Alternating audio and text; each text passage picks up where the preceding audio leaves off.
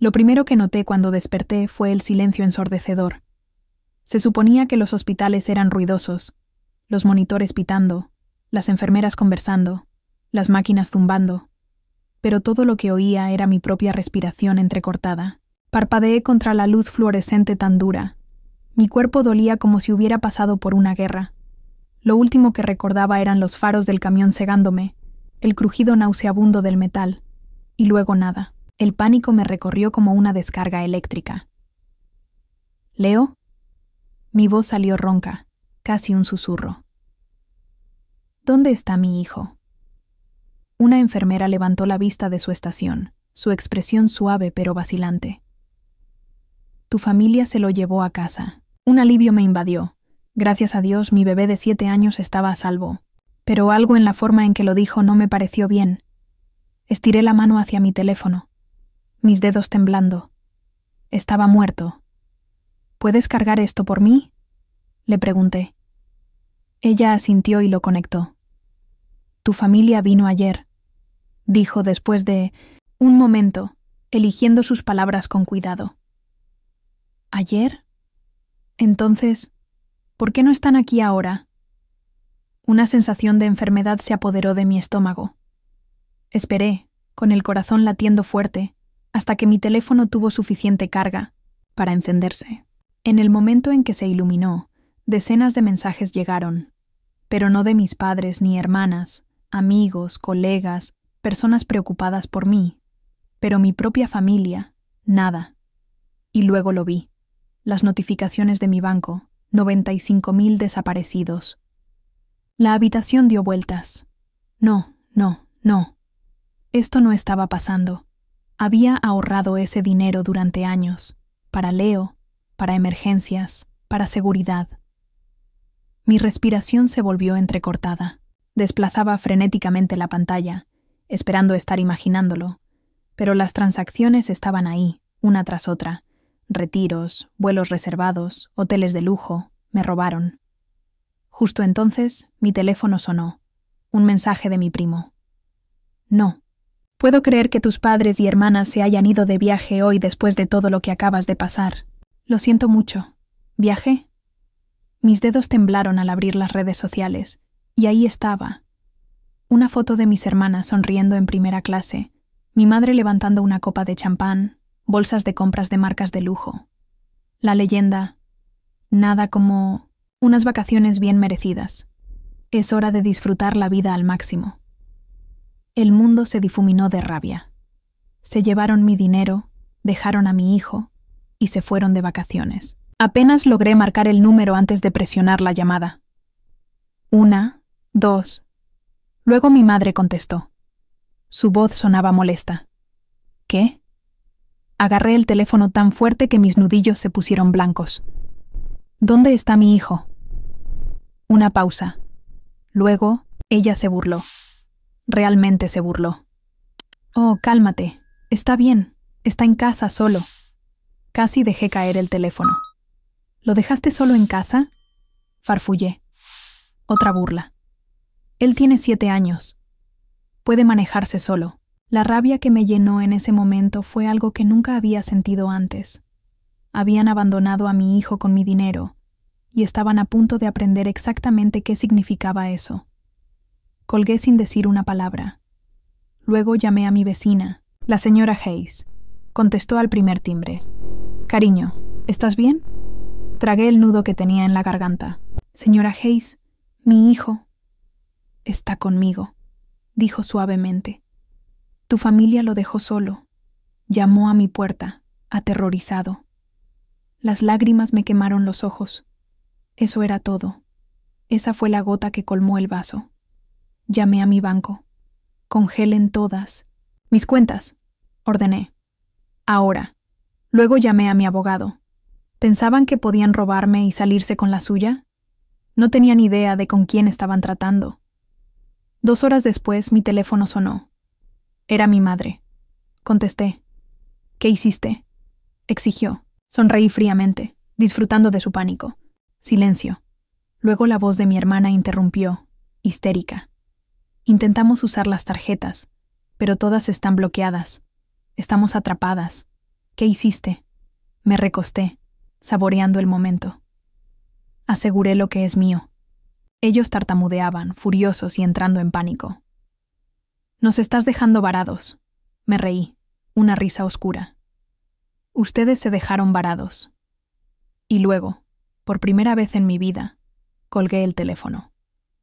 Al día siguiente, mi teléfono sonó de nuevo. Lo dejé ir al buzón de voz. Lo escuché más tarde, solo para oír la desesperación. Era mi madre, su voz temblando.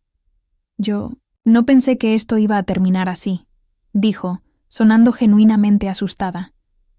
Pensamos que nos perdonarías, siempre lo haces. Hizo una pausa. Por favor, te necesitamos. Miré el teléfono por un largo rato, y luego, por primera vez en mi vida, borré el mensaje.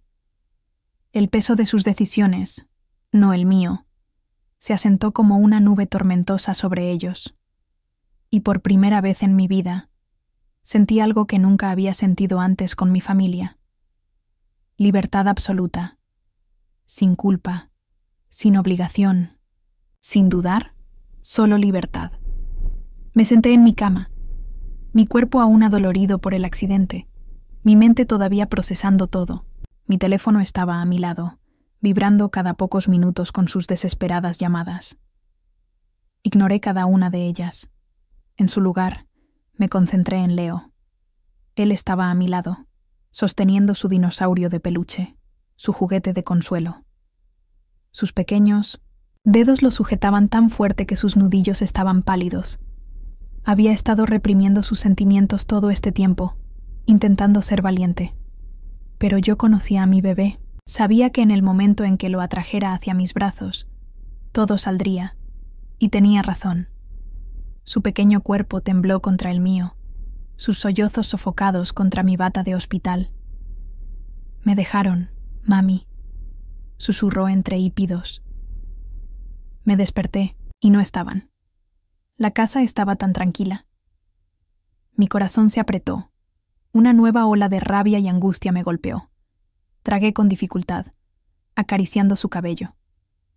Lo sé, bebé, susurré de vuelta. Y lo siento tanto, tanto. Él se apartó, las lágrimas todavía brillando en sus grandes ojos marrones. ¿Hice algo mal? Esa pregunta casi me destroza. Le acaricié su pequeño rostro, obligándolo a mirarme a los ojos. No, bebé, nunca. Tú no hiciste nada mal. Ellos sí. Su labio tembló. Entonces, ¿por qué se fueron? ¿Cómo podía explicarle a un niño de 7 años que las personas que se supone deben amarnos nunca realmente nos importaron? Que para ellos él y yo no éramos más que recursos para ser usados y luego descartados. No podía, así que le dije lo que pude. Porque no saben cómo amar de verdad, dije suavemente. Pero eso no es nuestra culpa. Él sollozó. ¿Van a volver? Respiré hondo, haciendo una promesa en ese momento. No, bebé, no van a volver. Su cuerpo se relajó con alivio. Fue en ese momento cuando supe que había tomado la decisión correcta. Los siguientes días fueron un torbellino de control de daños. Tuve que rescatar todas mis finanzas, cambiar contraseñas, llamar a mi banco y a las compañías de tarjetas de crédito, y asegurarme de que no pudieran tocar un solo centavo nunca más. Ya no estaba defendiendo. Estaba atacando. Mi abogada me devolvió la llamada después de revisar mi caso. Tienes todo el derecho legal para tomar medidas contra ellos, dijo. Con tu condición médica en el momento de los retiros, podemos impulsar cargos por fraude. Fraude. Esa palabra sonó tan bien. Durante años, me habían defraudado de todas las maneras posibles. Emocionalmente, financieramente, mentalmente. Esta vez, iban a enfrentar consecuencias reales. El primer golpe real llegó cuando revertí los cargos por fraude, cada dólar que habían gastado. Los bancos lo devolvieron, los hoteles exigieron el pago, las aerolíneas los marcaron. Imaginé sus caras, su puro asombro mientras su sueño de lujo se convertía en una pesadilla. Los mensajes empezaron a inundar mi teléfono. ¿Cómo pudiste hacernos esto? Estamos varados. De mi hermana. Nos robaron el equipaje. No tenemos nada. De mi padre. Será mejor que arregles esto ahora. Me reí. ¿Arreglar esto para ellos? ¿Después de lo que me hicieron? La verdadera diversión comenzó cuando las palabras empezaron a correr. Durante años, mi familia había construido una reputación de personas perfectas, amorosas y generosas. Iban a la iglesia todos los domingos, se jactaban de ser caritativos. Pero en el momento en que salió la verdad, empezaron a mostrar fisuras. La señora Hayes, mi dulce vecina anciana que había salvado a Leo esa noche, fue la primera en esparcir la verdad. Ella le contó a todos lo que había sucedido, cómo robaron a su propia hija, cómo abandonaron a su propio nieto, y de repente, la gente ya no estaba tan dispuesta a ayudarles.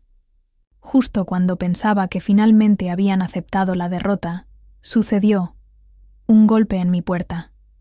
Me congelé. No esperaba a nadie. La señora Hayes nunca tocaba. Siempre llamaba antes de venir, y Leo ya estaba dentro conmigo. Lentamente me acerqué a la puerta, mirando por la mirilla. Y ahí estaba. Mi madre, viéndose más pequeña que nunca, viéndose desesperada. No abrí la puerta. En su lugar, esperé. Volvió a golpear, esta vez más suave. Luego, después de una larga pausa, habló a través de la puerta. «Sé que estás ahí». No dije nada. Solo quiero hablar. 2 semanas después, sonó el timbre de mi puerta. Miré por la mirilla, y ahí estaban. Mi madre, mi padre, mis 2 hermanas. Se veían demacrados. La confianza habitual de mi padre había desaparecido. El maquillaje de mi madre estaba borroso. Mis hermanas, que normalmente se comportaban con tanta arrogancia, se veían derrotadas. Las dejé esperar. Luego finalmente abrí la puerta. Mi madre intentó empujarme. «Necesitamos hablar». No me moví. Ya no era bienvenida aquí.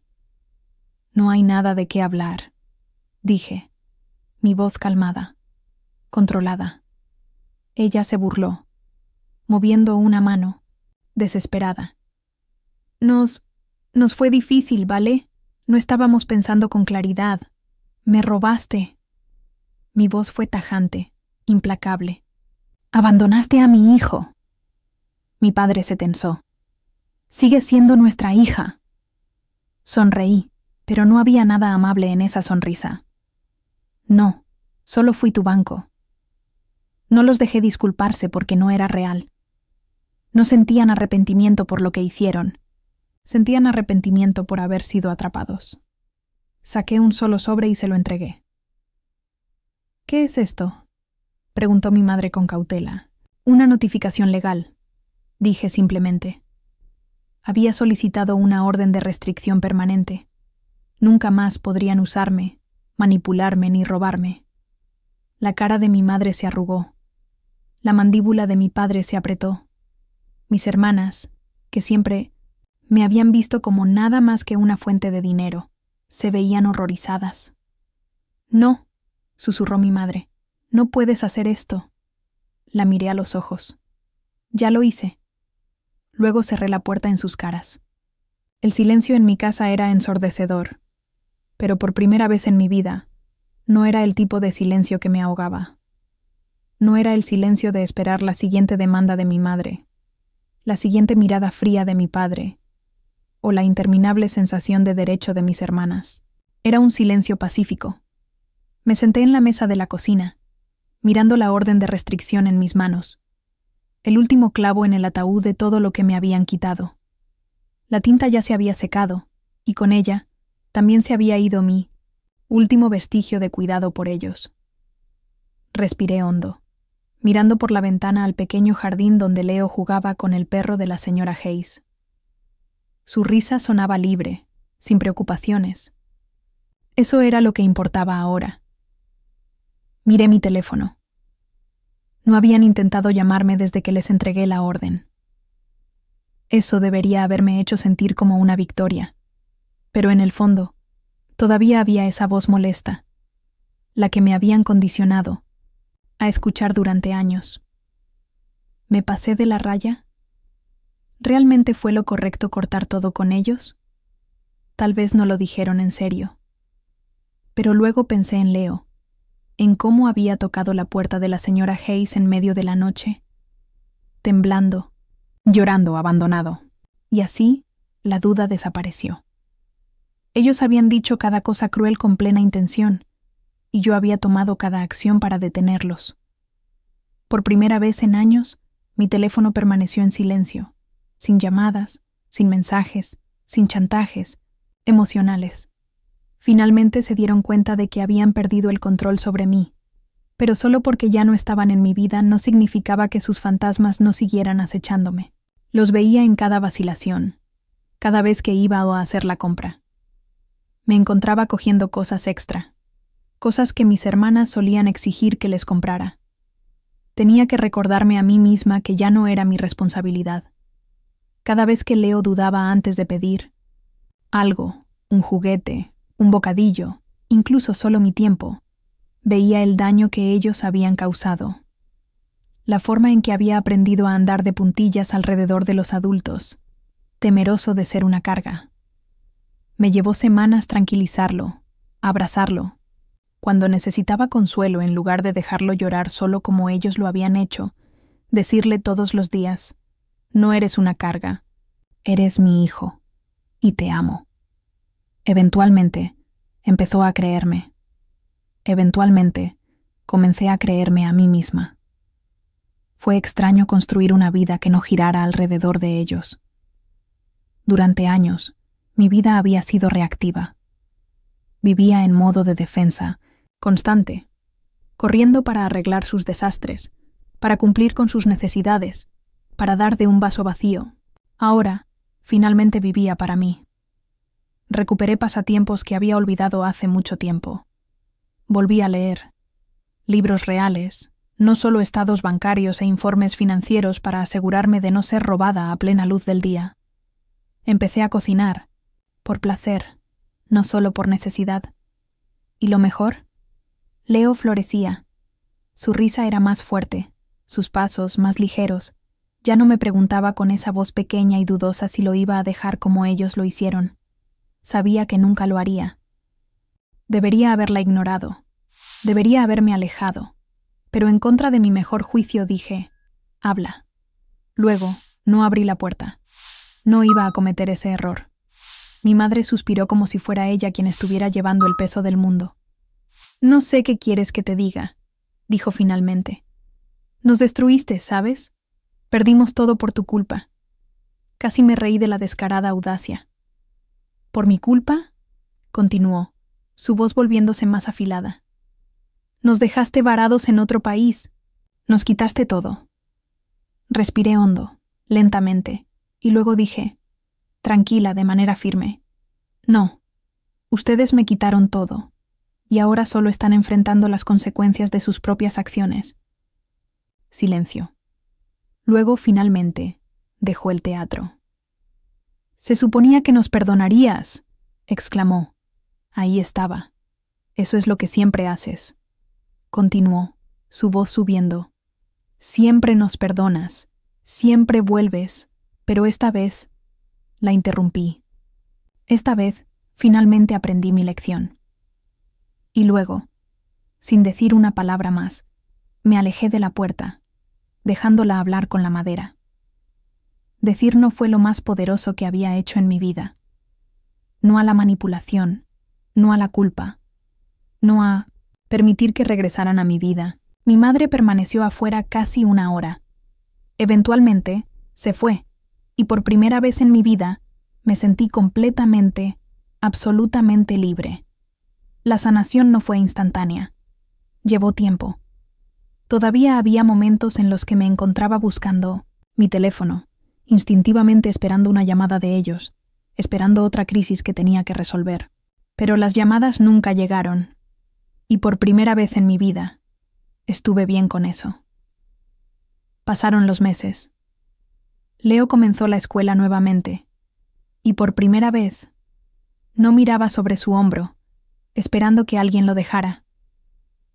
Conseguí un nuevo trabajo, uno que realmente me hacía feliz. Construí un sistema de apoyo, amigos reales que realmente se preocupaban por mí, y prosperé sin ellos. Un día, mucho después de todo esto, Leo se acurrucó a mi lado en el sofá. Me miró, sus grandes ojos, marrones llenos de algo que no había visto en mucho tiempo. «Paz, mamá», preguntó suavemente. «Sí, bebé. Ahora soy feliz». Las lágrimas me quemaron los ojos. Besé su frente, mi corazón se hinchó. «Yo también, bebé», susurré. «Yo también». Y por primera vez en mi vida, realmente lo sentí. Esa noche, mientras estaba en la cama, mirando al techo, me dio una revelación. Una verdad simple pero poderosa. Pasé tanto tiempo en mi vida intentando ser la buena hija, intentando ser la solucionadora, la que mantenía todo unido. ¿Y dónde me había llevado eso? Abandonada, usada, traicionada. Pero ahora estaba libre. Leo estaba a salvo, estaba amado, estaba prosperando. Había construido una vida que era mía. Tenía personas que realmente se preocupaban por mí. La señora Hayes, mis compañeros de trabajo, incluso algunos viejos amigos que siempre me decían que merecía algo mejor. Por primera vez les creí. Creí en mí. Unas semanas después, mi teléfono se iluminó con una notificación, un correo electrónico de mi padre. El asunto: necesitamos hablar. No lo abrí. No lo necesitaba porque ya sabía lo que decía. Alguna historia triste, algún intento de manipularme, algún esfuerzo de último minuto para arrastrarme de nuevo a su control. Pero ese puente estaba quemado hasta las cenizas. Así que hice lo único que quedaba por hacer. Borré el correo electrónico y no miré atrás. Siempre me pregunté si intentarían una última vez aparecer en mi puerta, hacer alguna gran jugada dramática. Pero no lo hicieron. Y honestamente, creo que lo sabían. Sabían que ya no era la persona que podían controlar. Sabían que ya no les tenía miedo. Sabían que esta vez se habían pasado de la raya. Desaparecieron así, y se fueron, y no sentí nada más que alivio. Una tarde, mientras Leo y yo estábamos en el porche, la señora Hayes trajo una nueva tanda de galletas. «Pensé que ustedes dos podrían usar un poco de dulzura extra», dijo con un guiño. Leo sonrió, agarrando una galleta con ambas manos, y en ese momento me di cuenta de algo. La familia no se trata de la sangre, se trata de amor. El amor se trata de las personas que se quedan, las personas que te eligen no por lo que puedes darles, sino simplemente por lo que eres. Y mientras reía con mi hijo y nuestra nueva familia, supe una cosa con certeza. Finalmente, estábamos en casa.